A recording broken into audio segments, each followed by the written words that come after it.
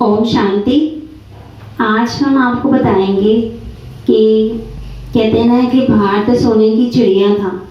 भारत में सुख, शांति, पवित्रता, एकता, भाईचारा सब कुछ था। एक मत, एक भरोसा, एक ही सब कुछ था।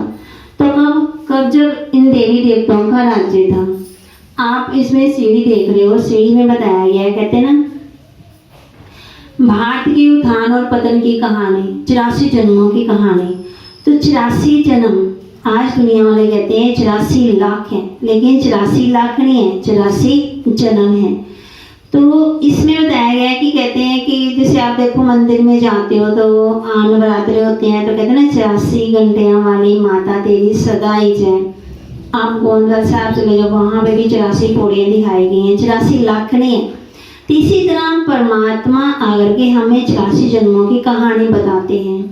तो भारत पहले खुशहाल था, फिर जब आत्मा के अंदर गिरावट आई, मनुष्य आत्मा के अंदर गिरावट आई, तब माने कि भारत के अंदर डाउनफॉल भी आया। जैसे जैसे हमारी स्थिति परिवर्तन होती गई, हमारे अंदर कला कम होती गई, हमारे गुण कम होते गए, तो हमारे अंदर परिवर्तन आता गया और सृष्टि में भी परिवर्तन आता गया और प्रकृति में भी परिवर्तन आता गया। कहाँ वो चढ़ती कला, कहते हैं ना चढ़ती कला तेरे भाने सरबत का बड़ा। तो चढ़ती कला कौन सी और गिरती कला कब सी?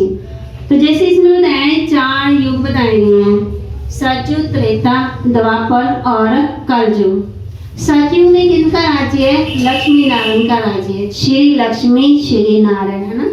तो बताया श्री माना श्रेष्ठ। तो सतयुग में सभी श्रेष्ठ ही थे, कोई भी भेदभाव, जात पात कुछ भी नहीं थे। चाहे वो प्रजा थी, चाहे वो राजा था, उनके मन में कोई भी ऐसे कोई भी नेगेटिव थॉट नहीं थे। तो बताया कि 84 जन्म कैसे हमारे, 84 लाख नहीं है, 84 जन्म है। आज आपको बताएंगे 84 जन्मों की कहानी। आप पे पूज्य, आप पे पुजारी। हम पूज्य थे, फिर क्या बनेंगे? पुजारी बनेंगे। कब? जब आत्मा के अंदर डाउनफॉल हुआ। फिर बताया कि देखो सतयुग में सुनहरा दिखाया, राधा कृष्ण और लक्ष्मी नारायण दिखाए गए हैं। यहाँ पे खुशहाली है और यहाँ पे दिखाया गया है कि देखो रास कर रहे हैं और माने कि खुश हैं। खुश कैसे हैं? क्योंकि जैसे कि सब कुछ मिलके रह रहे हैं, एक धर्म, एक भाषा, एक मत, एक ही सब कुछ है। तो कहाँ पे? सतयुग में। तो वहाँ पे भेदभाव नहीं है। तो 84 जन्म यहाँ पे सतयुग में हमारे होते हैं 8 जन्म, 8 जन्म, 8 गद्दियाँ चलती हैं। फिर बताया कि उसकी सतयुग में हमारी उम्र होती है 150 वर्ष की। फिर जैसे कहते हैं ना 16 कला संपूर्ण, संपूर्ण निर्विकारी, मर्यादा पुरुषोत्तम, अहिंसा परमो धर्म। तो यहाँ पे 16 कला संपूर्ण है। तो जैसे देखो कहावत भी है कि 16 आने बाद सच है। यहाँ पे बताया गया कि सतयुग में 16 आने बाद सच है। यहाँ पे माने कि झूठ, चोरी, ठगी, निंदा, चुगली कुछ भी नहीं है। तो ये सब बताएंगे कि हमारे 84 जन्म कैसे हैं। तो पहले हमारे 8 जन्म और आयु है 150 वर्ष की और कला है 16 कला संपूर्ण। कहते 16 कला संपूर्ण, संपूर्ण निर्विकारी, मर्यादा पुरुषोत्तम, अहिंसा परमो धर्म। तो ये सतयुग में बताया और जनसंख्या है 9 लाख। फिर जैसे दिखाया है कि सतयुग सुनहरे युग, क्योंकि आत्मा भी सुंदर, मन सुनहरी, पवित्र और युग भी गोल्डन, है ना, सुनहरी युग दिखाया गया। तो यहाँ पे लड़ाई झगड़ा, भेदभाव कुछ नहीं, सभी मिलजुल के रहते हैं। तो यहाँ पे देवी देवताओं का राज्य है। जब युग परिवर्तन होता है तो उसके बाद आता है त्रेता युग। यहाँ पे सोना है और यहाँ पे चांदी हुई, सिर्फ 2 गला कम हुई। इसमें बताया कि 14 गला, कहाँ 16 गला और यहाँ पे 14 गला। कहाँ वो? माना कि श्री नारायण, श्री माना श्रेष्ठ। आत्मा को श्रेष्ठ बनाने वाला कौन है? परमात्मा है। जब उनकी श्रीमत पर हम चलते हैं तो हम आत्माएं श्रेष्ठ बनती हैं। तो सतयुग में जैसे देखो श्री कृष्ण जी सतयुग में दिखाते हैं, श्री कृष्ण, है ना, श्री कृष्ण और श्री राधे, श्री माना श्रेष्ठ। फिर त्रेता युग आया तो राम जी का राज्य आया और राम जी के हाथ में दिखाते हैं धनुष बाण, योद्धा करते हुए दिखाया गया है। फिर साथ में श्री राम, श्री सीता, ना सीता माना एक सीता की बात नहीं है, हम सब कौन है? सीता है। जब रावण की आकर्षण में चले जाते हैं तब हमें माने कि दुनिया की चकाचौंध में चले जाते हैं तो हमें रावण लेके चला जाता है। रावण माना रुलाने वाला। आज आज मेरे पास सब कुछ है, धन है, दौलत है, सब कुछ है, बच्चे हैं, भाई, जो कुछ भी सारा कुछ है, मैं सब मुझे प्यार, लेकिन फिर भी मेरे किसी और की चीज है, कोई भाई है या कोई संबंधी है, कुछ भी उनकी तरफ अट्रैक्शन चला जाता है, तो मैं अपना परिवार छोड़ के वहां चली जाती हूँ। तो सीता को कौन ले गया? रावण। स्टार्टिंग वाली सीता को रावण ने लेके गया, मतलब सीता को कौन ले गया? रावण। रावण माने बुराइयां। जब हम चक्काचौंध में आ जाते हैं, आकर्षण में आ जाते हैं, आप खुद ही सोचो, जैसे सीता वहां जंगल में आई तो हिरण सोने का कैसे आ गया वहां पे? तो जैसे हम चक्काचौंध में जाते हैं, हमारी इच्छा पूरी नहीं होती है तो हम दुखी हो जाते हैं। तो इस समय की बात है, जब हम किसी के आकर्षण में आ जाते हैं तो दुखी हो जाते हैं, फिर हमें बुराइयां अपनी तरफ खींच लेती हैं। तो सीता फिर जब दुखी होती है तो उस राम को याद करती है। तो बताया कि देखो यहाँ पे है 14 कला और जन्म दिखाए हुए हैं 12, 8 और 12, और आयु होगी 150, और 150 पर 150 वर्ष की, यहाँ पे 125 वर्ष की होगी। तो कहने का भाव है कि थोड़ी सी कला कम होने के कारण हम योद्धा करते, योद्धा माने राम जी को धनुष बांध दिया, माना योद्धा करते हुए। योद्धा माना जब हम आत्मा से परमात्मा को याद करिए हैं तो हमारा ध्यान कभी जा रहा है, कभी परमात्मा की तरफ लग रहा है, बाहर जा रहा है, कभी अंदर लग रहा है, तो इसमें हम युद्ध कर रहे हैं। फिर बताया कि देखो यहाँ पे आत्मा सत्व प्रधान है, सत्व गुण है आत्मा के अंदर। फिर यहाँ पे सत्व प्रधान, यहाँ पे सत्व है, यहाँ पे रजो प्रधान होगी कि सत्य त्रेता में कोई दुखी नहीं है, सारे सुखी है। सुख मिले तो राम राज्य, राम प्रजा, अनंत राम का राज्य, मतलब यहाँ पे कोई दुखी नहीं है।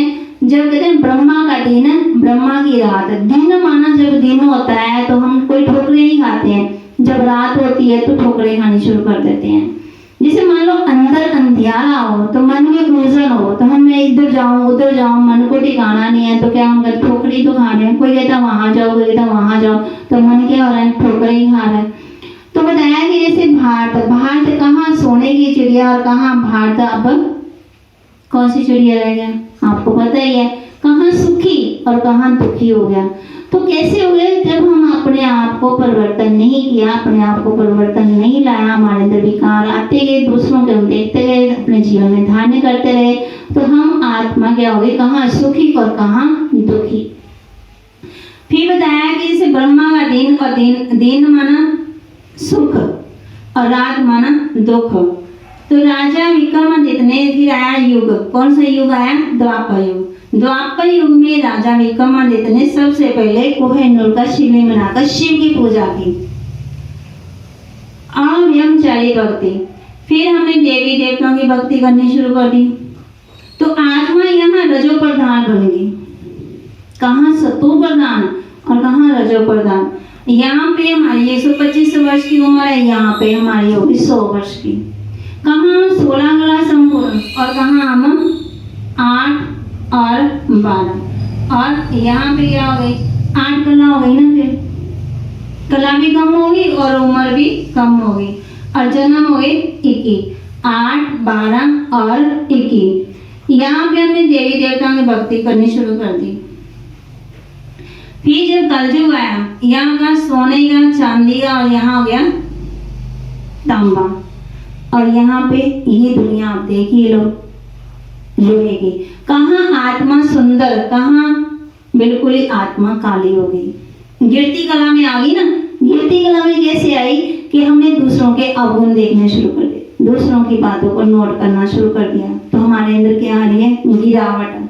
तभी हमें परमात्मा अगर कहते हैं कि बच्चे अपने अंदर को देखो, दूसरों को नहीं देखना है। दूसरों की बुराई, जैसे हम देखो एक उंगली दूसरों पे उठाते हैं तो 3-4 उंगली हमारे ऊपर इशारा करती है ना कि अपने आप को बदलो।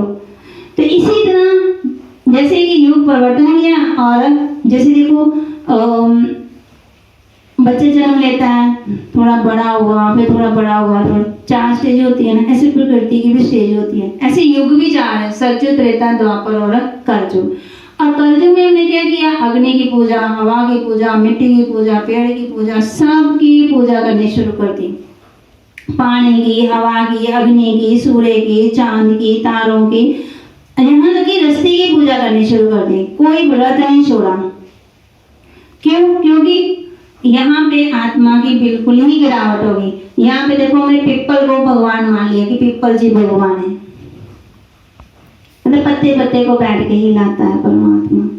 तो ये खुद ही सोचना है हमने कि पत्ता पत्ता कौन है और हिला कौन रहा है हमें। ये तो प्रकृति है ना, प्रकृति है, हवा चलेगी तो हिलेगी। फिर बताया कि कलयुग में बिल्कुल ही कलाहीन हो गए। कहाँ हम 16 कला, यहाँ पे कोई कला नहीं। कहाँ हम 150 वर्ष की आयु और कहाँ हम उम्र का पता ही नहीं है। पता है किसी को नहीं पता है। तो क्यों आत्मा के अंदर गिरावट आई? तो आत्मा के जब अंदर गिरावट आई तो आत्मा कलाहीन हो गई और युग भी कलाहीन। तो 4 युग सबको पता है और एक युग है, छोटा सा युग है जिसको बोलते हैं संगम युग, पुरुषोत्तम संगम युग। और परमात्मा आकर के उस युग में आकर के हमें ज्ञान देते हैं, समझ देते हैं, नॉलेज देते हैं। जैसे देखो हमारे अपने पिता का पता है जिसने हमें जन्म दिया, जो आत्मा का पिता उसको भी तो नॉलेज है ही नहीं हमें। तो हर एक इंसान के 2 पिता है, एक शरीर का पिता, एक आत्मा का पिता। तो यहाँ पे बताया कि देखो कलयुग बिल्कुल ही कलाहीन, भाट कहाँ सोने की चिड़िया और कहाँ बिल्कुल ही कंगाल बन गया, बाहर के देशों से ले रहा है ना। साधु सम्मेलन शांति कर रहे हैं कि सम्मेलन कर रहे हैं शांति हो जाए, शांति हो जाए, लेकिन शांति होती नहीं है। क्योंकि शांति देवा कौन है, शांति हमारा धर्म है, शांति धाम की रहने वाली, वो तो पता ही नहीं है। बड़े मीटिंग कर लो, प्राइज ले लो, लेकिन शांति तो आ ही नहीं सकती है। हम शांति चाहते हैं कि दूसरा भले तब मैं शांत हो जाऊं, वो परिवर्तन हो जाए तब मैं शांत हो जाऊं, मैं ना करूं कुछ भी। तो पहले हमें खुद को करना पड़ेगा। कहने स्व परिवर्तन से विश्व परिवर्तन। फिर बताया कि देखो हम देवियों की पूजा करते हैं, कितना सजाते हैं, संवारते हैं, पैसा लगाते हैं, कितना कुछ करते हैं, फिर लास्ट में क्या करते हैं, जल प्रवाह कर देते हैं। तो ये क्या है? ये हमें खुद को सोचना है कि हम कर क्या रहे हैं, हम इस दुनिया में आए किस लिए हैं और हम करना क्या है, करना क्या चाहते हैं। फिर बताया कि देखो भाट पतित भ्रष्टाचारी पुरानी दुनिया का विनाश कैसे होगा? प्रकृति आपदे आएंगे, हड़ आएंगे, भूचाल आएंगे, सब कुछ होगा। तो भाट क्या है? विनाशी खंड है। भाट पर भगवान आते हैं। जैसे बताया कि 84 जन्म, 8, 12, 21 और 42 कितने हो गए टोटल करें? 83 की 84। तो एक जन्म है हमारा इस मतलब कलयुग जा रहा है और सतयुग आ रहा है, और सतयुग के बीच का है संगम युग। जैसे थोड़ा सा टाइम बचा होता है तो परमात्मा आकर के हमें संगम युग पर रूहानी ज्ञान और राजयोग की यात्रा, सदगति और जीवन मुक्ति। आज यहाँ जीवन है कलयुग में, लेकिन बंधन है, कोई ना कोई बंधन जरूर है। मन का बंधन, तन का बंधन, पड़ोसियों का बंधन, घर वालों का बंधन, नौकरी का बंधन, व्यापार का बंधन, कितने बंधन है। और सतयुग में हमें बंधन कोई नहीं होगा, जीवन मुक्त अवस्था होगी, जीवन होगा लेकिन कोई भी बंधन नहीं होगा। और यहाँ पे जीवन है इस दुनिया में तो बंधन है। तो बताया कि परमात्मा आकर के रूहानी ज्ञान मतलब रूह का ज्ञान देते हैं। जिस्मानी ज्ञान तो हमने बहुत ले लिया, सूर्य चांद तारों ये सब कुछ, डॉक्टर इंजीनियर जज का वकील का सबका ज्ञान ले लिया, लेकिन आत्मा का ज्ञान तो नहीं है ना। तो परमात्मा आकर के हमें इस युग में आकर के ज्ञान देते हैं। तो राजयोग की यात्रा तो हमने बहुत की, बद्रीनाथ, केदारनाथ, विश्वनाथ, चिंतपूर्णी, ज्वाला जी, कितनी यात्रा की, लेकिन अंदर की यात्रा तो नहीं की। परम धाम की यात्रा नहीं की, शांति धाम की यात्रा नहीं की, जिसमें हमें फायदा है। दूसरी यात्रा तो में थक भी जाते हैं। और सदगति और जीवन मुक्ति, पहले आत्मा अपने घर जाती है, वहां पे दिखाया गया ना वो झाड़ दिखाया, वो निराकारी झाड़ है और ये साकारी झाड़। तो परमात्मा कौन से युग में आए हमें आकर के ज्ञान देते हैं, वो है पुरुषोत्तम संगम युग। एक युग जा रहा है, दूसरा युग आ रहा है, तो बीच का हुआ संगम युग, जिसको बोलते हैं पुरुषोत्तम संगम युग। तो इसलिए बताया कि जैसे बताया बात चल रही थी कि 84 लाख है ना, तो आपके स्क्रीन के सामने वह 84 लाख का, जैसे कि 84 लाख कहते हैं ना, 84 लाख है, पता नहीं जाके घोड़ा बनना है, कुत्ता बनना है, बिल्ली बनना है, तो आज आप देख रहे हो अपने सामने स्क्रीन में कि हमने जैसे जन्म लेते हैं, बच्चे लेते हैं, किसी कोई जलंधर में होता है, कोई लुधियाने में होता है, कोई दिल्ली में होता है, तो कहते हैं इसकी बच्चे की पिछली जो याददाश्त थी वो वापस आ गई, वो कह रहा है कि मैं दिल्ली का था, बम्बे का था, मेरी ऐसी मृत्यु हुई। तो किसी ने आज तक ये कहा है कि मैं पिछले जन्म में घोड़ा था, कुत्ता ही, बिल्ली ही, जानवर ही? आप खुद ही सोचो। तो आज के मनुष्य के जीवन के कर्म कैसे हो जाते हैं? जानवर नहीं बनता है वो, कर्म। फिर बताया कि देखो आप जैसा बीज बोगे जमीन में वैसा ही लगाओ, एक ही फल लगेगा ना। जैसे आपने आम बीजा तो केला तो काट नहीं सकते, इसी तरह जैसा बीज वैसा फल। मनुष्य जोड़े अलग और जानवर अलग है। जानवर को भी देखा हंसते हुए, जानवर को देखा कभी दिमाग लगाते हुए? तो मनुष्य आत्मा में दिमाग लगाती है ना। श्रेष्ठ कर्म मनुष्य के लिए गाया है, जानवर को नहीं कहते हैं ना कि श्रेष्ठ कर्म करो। मनुष्य के लिए कहते हैं ना, कर्म जमा करो, कर्म की पूंजी जमा करो। किसके लिए कहते हैं? मनुष्य के लिए कहते हैं ना। फिर बताया कि जैसे देखो एक घोड़ा है, एक टांगा चला रहा है, एक गधा है, वो भी तो भार ढो रहा है, और टांगा चलाने वाला भी भार ढो रहा है। जो गधा है, गधा भी भार ढो रहा है, और जो रिक्शा चलाने वाला वो भी भार ढो रहा है। रिक्शा चलाने वाला क्या करता है? भार ढोता है। तो कर्म कैसे हुए उसके?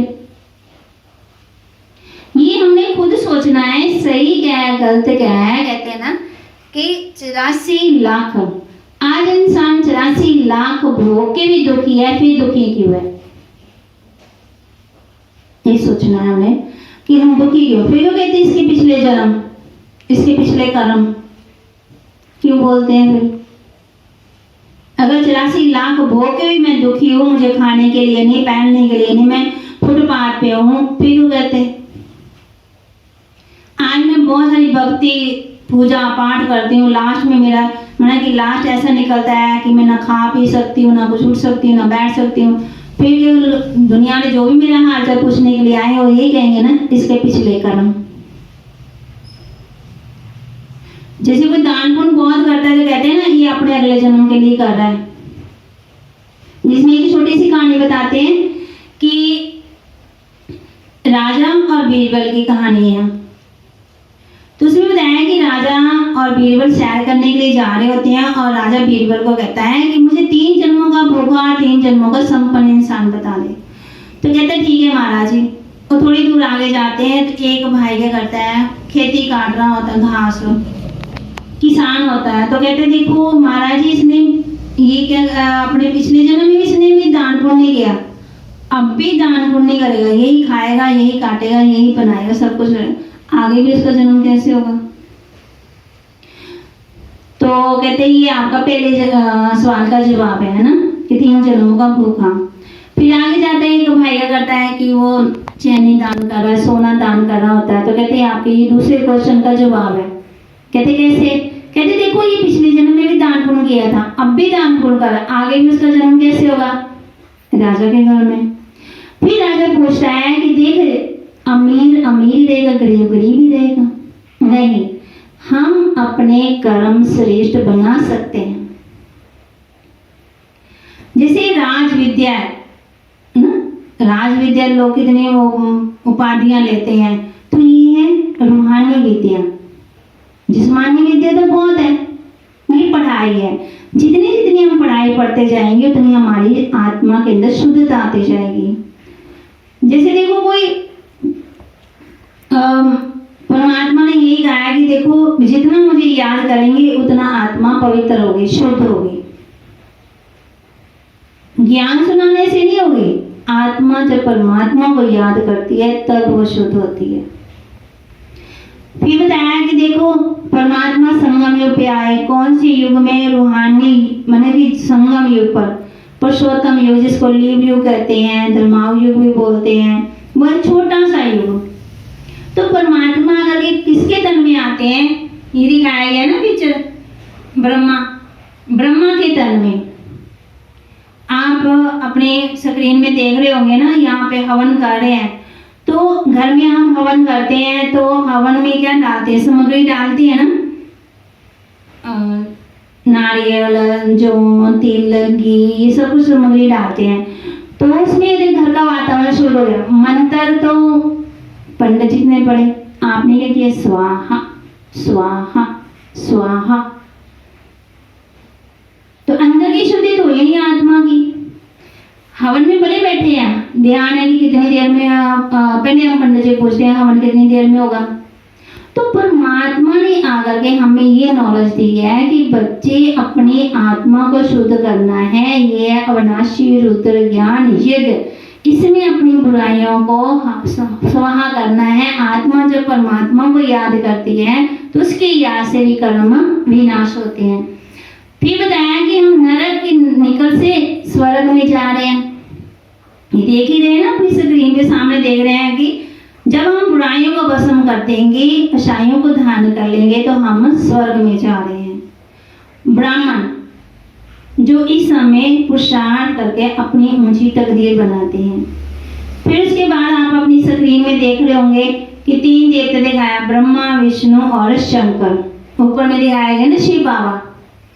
तो ये किसका यादगार है, बताया कि इसमें विष्णु कि 3 देवताओं को बनाने वाला कौन है, परमात्मा शिव।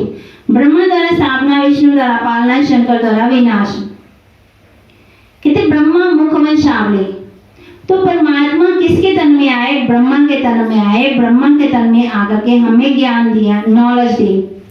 परमात्मा तो निराकार है, वो आते हैं और चले जाते हैं। जैसे देखो हमारे शरीर के 2 पिता है ना, एक आत्मा का पिता, एक जिसने हमें जन्म दिया। तो ब्रह्मा भी हमारी कौन है, ये भी हमारे पिता, ये भी हमारी माँ है। कहते ना ब्रह्मा मुख वंशावली, कहते ब्रह्मा ने पुतले बनाए, शिव परमात्मा ने आकर जान डाली। तो हमारे माने कि हम जब परमात्मा का ज्ञान ही नहीं था, नॉलेज ही नहीं थी, तो हम क्या बन गए, नरजीव। तो परमात्मा ने अगर हमें ज्ञान दिया, नॉलेज दी, तो हम क्या बन गए, संजीव, ठीक है, संजीवनी बूटी। तो परमात्मा आकर के हम बच्चों को फिर से जागृत करते हैं कि बच्चे ये कौन सा युग है, मैं किसके तन में आया हूँ, कब आया, कैसे आया, संगम युग में आया और आकर के ब्रह्मा द्वारा मैंने ज्ञान दिया। ब्रह्मा मुख वंशावली, कहते शिव भगवान वाच, शिव ने आकर के वाच किया, किसके द्वारा वाच किया, ब्रह्मा के द्वारा। आप दुनिया में देखते हो ब्रह्मा को 4 मुख दिखाते हैं, कमल फूल में दिखाते हैं, हाथ में भी शास्त्र दिखाते हैं। तो परमात्मा आकर के इनके द्वारा आकर के ज्ञान देते हैं। तो आप ये सोच रहे होंगे कि ये ब्रह्मा कौन सा, वो ब्रह्मा कौन सा है। तो इनका नाम पहले था दादा लेख राजन। ये सिंध हैदराबाद कराची में व्यापार करते थे और मैंने बचपन में भक्ति बहुत ज्यादा करते थे, बहुत ज्यादा भक्ति करते थे। फिर धीरे धीरे धीरे जब उनकी शादी भी हुई, फिर बच्चे भी हुए, फिर व्यापार भी बढ़ रहा, हीरे जवाहरात का व्यापार भी करते। लेकिन परमात्मा के साथ मिलने की बहुत ज्यादा लगन थी कि परमात्मा मिल जाए, कोई साधु सन्यासी आना, या कोई पंडित ने आना, या कुछ भी है, कोई छोटा बच्चा, कोई गरीब है, उन सबको दान देना, देना ही देना, देना ही देना है। तो भक्ति इतनी ज्यादा, जब तक भक्ति ना कर ले तब तक कुछ खाना नहीं, पानी नहीं पीना, कोई चीजें खानी ही नहीं है। यहाँ तक कि जैसे गुरु बैठे भी होते थे तो गुरु का रिगार्ड इतना करते थे, उठ के नहीं जाते थे। तो ब्रह्मा नाम कैसे पड़ा, जब परमात्मा इनके तन में आए तब इनका नाम ब्रह्मा पड़ा, ब्रह्मा मुख, क्योंकि परमात्मा तो निराकार है। कहाँ ये भक्ति, इन्होंने 12 गुरु किए, 12 गुरु करने के बाद फिर मन में तसल्ली नहीं कि परमात्मा है कौन है। तो एक दिन क्या होता है, अपने घर में ही सत्संग करवा रहे होते हैं। तो इनका ये रिगार्ड था कि गुरु जी बैठे होते थे, कभी भी उठ के नहीं जाते थे, बैठे रहते थे। तो इसी तरह जैसे एक दिन क्या होता है, जैसे गुरु जी प्रवचन कर रहे हैं, उठ के अपने कमरे में चले जाते हैं। तो कमरे में जाते हैं तो ध्यान करना शुरू कर देते हैं। जब ध्यान में बैठते हैं, उनकी पत्नी आती है पीछे, तो वो देखती है कि कमरा तो बिल्कुल ही लाल, बिल्कुल प्रकाश ही प्रकाश है। और इनके मुख से शब्द निकले, शिवोहम निज स्वरूपम शिवोहम, चतुर्भुजम शिवोहम, निराकार स्वरूपम शिवोहम, शिवोहम शिवोहम। तो इनका चतुर्भुज, विष्णु की बहुत ज्यादा भक्ति करते थे, इनको विष्णु चतुर्भुज का शास्त्र होता है। तो ये सोचते शायद गुरु जी की कृपा हुई है। तो जब गुरु जी मुझसे पूछते हैं तो गुरु जी कहते हैं इसमें परमात्मा की आपके ऊपर कृपा हुई है। तो ये सोचते हैं मन में कि मैं तो गुरुजी को परमात्मा मानता रहा कि गुरुजी मुझे पार ले जाएंगे, गुरुजी मुझे राह दिखा देंगे, तो इसका मतलब परमात्मा कोई और है। तो इनकी खोज चालू हो गई। तो खोज में निकल पड़े। फिर मन में था कि परमात्मा कौन है, कौन है, कौन है। ऐसे ध्यान में बैठते हैं। फिर इनको जैसे पुरानी दुनिया का विनाश कैसे होता है, वो नई दुनिया कैसे आनी, वो सारा कुछ तो परमात्मा ने आकर के इनके द्वारा सारा कुछ बताया कि हम कौन हैं, कहाँ आए हैं, कहाँ जाना है। और विष्णु जैसा विष्णु घराने में जाना है, विष्णु को दिखाया, संपूर्ण दिखाया गया है। और शंकर माना, शंकर दिखाते हैं, शंकर तीसरी आंख खोलेंगे तो विनाश हो जाए। देखो साइंस ने इतने बम्स बनाया है कि रखने के लिए बनाए हैं, कभी ना कभी तो बनाएंगे ना, चलाएंगे ना, नहीं चलाएंगे तो अपने आप चलेंगे। तो इसी तरह परमात्मा आकर के हम बच्चों को बताते हैं कि बच्चे स्थापना कौन करता है, पालना कौन करता है, विनाश कौन करता है। जिसलिए कोई बड़ा आदमी होता है वो खुद कोई कार्य नहीं करता, उसने अपने कर्म चल जाते। इससे परमात्मा भी इन तीन देवताओं के द्वारा कार्य करवाते हैं। तो जैसे तो ब्रह्मा बाबा की संस्था की हिस्ट्री तो बहुत है, आपको फिर लास्ट में बताएंगे कि ब्रह्मा कौन और इस यज्ञ को संभालने वाले जगदम्बा सरस्वती कौन, उसके इसका लक्ष्य क्या है, ये सारा लास्ट में बताएंगे कि परमात्मा ने आकर के कौन से महावाक्य बताए। तो ये फिर हम जैसे 7 दिन का चैप्टर है तो 8वें चैप्टर में सारा बताएंगे कि ब्रह्मा कैसे नाम पड़ा। और विष्णु को दिखाते हैं, जैसे आप देख रहे हो ना कि विष्णु की 4 बाजू दिखाई है, युगल रूप दिखाया गया है। हाथ में शंख चक्र गदा कमल फूल कि जैसे हमने अच्छी दुनिया में जाना है, शंख ध्वनि माना कि हमारा मुख कैसा है कि शंख की तरह है। हमारे मुख से कैसे बोल निकलने चाहिए, अच्छे बोल। और चक्कर दिखाया गया, कितने श्री कृष्ण ने चक्कर चलाया, असुरों का वार किया। तो कौन से असुरों का वार किया, चक्कर माना स्व का दर्शन। जब मेरे मन में कोई नेगेटिव बात आती है तो मैं अपने खुद का दर्शन करूं, नहीं मैंने ऐसे नहीं करना है, ये मेरे योग्य नहीं है। तो माना कि हम नेगेटिव बात को पॉजिटिव में परिवर्तन करते हैं। ये स्व का दर्शन, हम क्या थे पहले, अब क्या है, फिर क्या बनना है। कहते ना ब्राह्मण देवता क्षत्रिय वैश्य और शूद्र, शूद्र से फिर ब्राह्मण बने, ब्राह्मण से फिर देवता बनना है, ये पढ़ाई है। फिर बताया गदा, गदा से मैंने अपनी बुराइयों पर विजय प्राप्त करना। और कमल फूल दिखाया गया कि कमल मतलब कमल फूल का निशान है कि गृहस्थी में रहकर भी हम कमल फूल समान बन सकते हैं। तो फिर आगे आपको बताएंगे कल के चैप्टर में